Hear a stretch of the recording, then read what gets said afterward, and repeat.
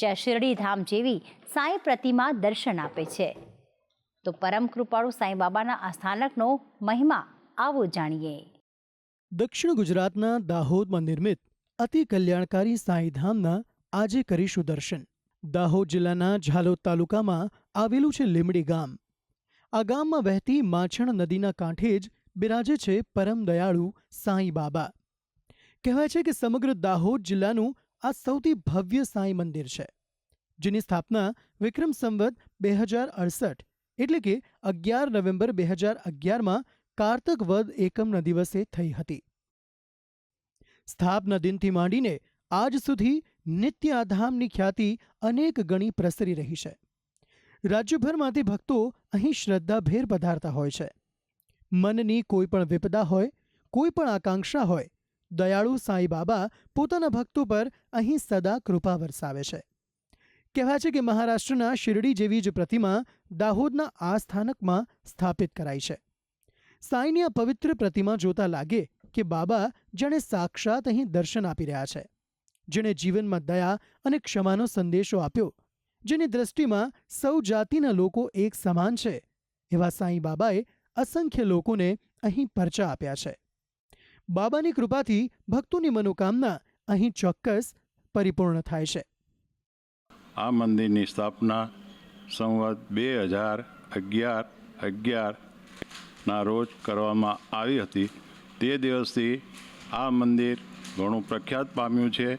આજુબાજુના ગામડાના લોકો ગોધરા, ફતેપુરા, દાહોદ ત્યાંથી પગપાળા પ્રવાસમાં પણ આવેલા છે।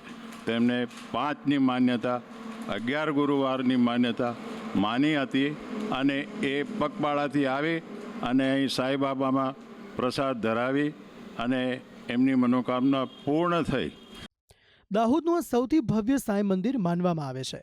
આ ધામની નિકટમાં જ અન્ય પવિત્ર સ્થાનકો પણ આવેલા છે, જેમાં કુબેરેશ્વર મહાદેવ, રામદેવ મંદિર, માં અન્નપૂર્ણા મંદિર, માં ગાયત્રી મંદિર તથા શનિદેવનું મંદિર પણ અહીં સ્થાપિત છે, જેના દર્શન પણ ભક્તો અચૂક કરે છે।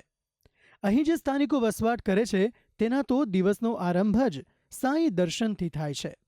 આ સ્થાનિકો પોતાને વિશેષ ભાગ્યશાળી માને છે અને ભક્તો અહીંયા આવે છે, પોતાની આશ પૂરી કરે છે, મનોકામના પૂર્ણ કરે છે અને આજુબાજુથી લીમડીને 10-15 કિલોમીટર, 20 કિલોમીટર, 25 કિલોમીટર દૂરની પબ્લિક બાબાની મનોકામના અહીંયા પૂરી કરવા માટે બાબા ચાલતા પગપાળા અહીંયા બહુ જ સંખ્યામાં આવતા રહે છે અને બાબા એમની મનોકામના પૂર્ણ કરે છે અને સૌની બાબા મનોકામના પૂર્ણ કરે એવી સાથે ઓમ સાંઈરામ।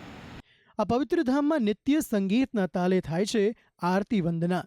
સૂર્યોદયથી માંડી સૂર્યાસ્ત સુધી થતી 5 આરતીમાં પરોઢિયે કાકડ આરતી, મંગળા આરતી, મધ્યાહન આરતી, સંધ્યા આરતી અને શયન આરતીમાં અબાલ વૃદ્ધ સૌ શ્રદ્ધાભેર જોડાય છે।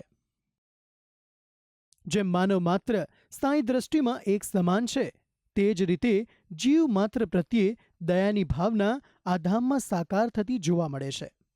નિર્દોષ પક્ષીઓના ચણ નાખવા માટે ચબૂતરો તેની સાક્ષી આપે છે। તો આમ દાહોદના સૌથી મોટા અને પવિત્ર સાંઈ મંદિર સાથે અગણિત ભક્તોની આસ્થા જોડાયેલી છે। ભક્તિ સંદેશ, સંદેશ ન્યૂઝ, દાહોદ।